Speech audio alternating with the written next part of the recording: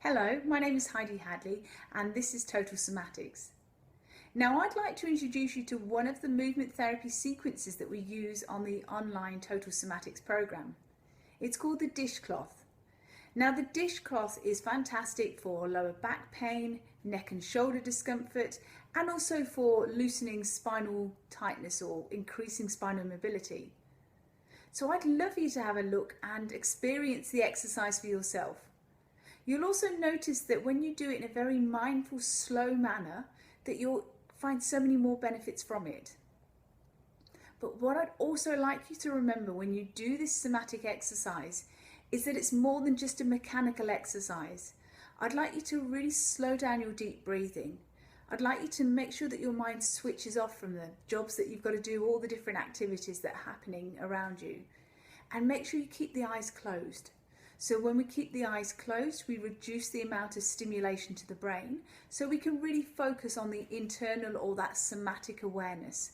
So what we wanted to do is notice the sensory information that we feel. So remember, when we do these exercises, we don't want to push through pain or create pain. If we do, we back off the movement slightly. We also keep the movement very slow and very smooth. So if there's any shaking or any jerking, we make the movement smaller again. It's all about movement integration. So it's not about how high or how elaborate we can make the movement. It's all about that neuromuscular communication again. So keep it very slow and smooth and coax the muscle into that movement. When it's ready, it will start to release and go that bit further. So really enjoy this and enjoy that time out as you enjoy and experience the wonderful benefits of the dishcloth. Okay, so in this technique, I'd like you to start on your back, feet flat on the floor, knees are bent.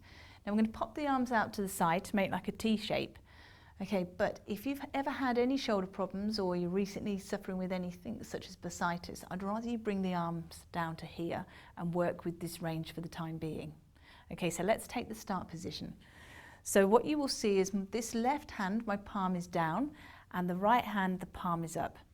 Okay, now what I'm going to do is just start to increase the range of movement here. Okay, so imagine that you've got, like your arms are like a rolling pin, as it were. So just start to make the movement bigger and start to incorporate the head. So let the head turn to the palm up. Okay, so we're just keeping this movement going.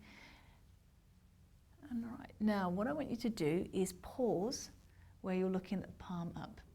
Okay, now in this pose, I'd like you to take your legs in the opposite direction. So you're going to continue to stay with your feet in contact with the ground. So they'll be constantly moving from inside to the outside of the foot.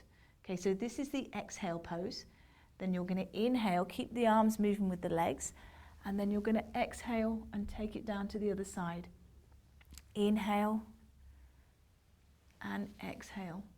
So this is why it's really important to have 4 breaths in and 4 breaths out to keep the movement nice and controlled. Now, as the shoulders start to loosen, focus on the fingertips walking across the floor. Now, when you do this, you'll notice that that actually starts to increase the movement through your shoulder.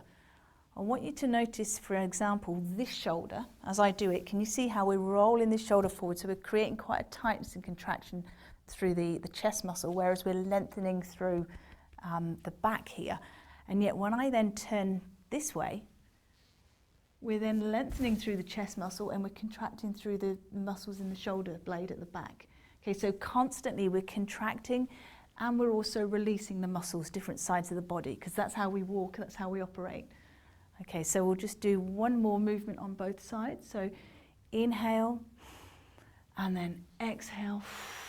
Wring out the waistline and let all that air just empty as you take the legs out to the side. That's good. And then come back to the center. Excellent.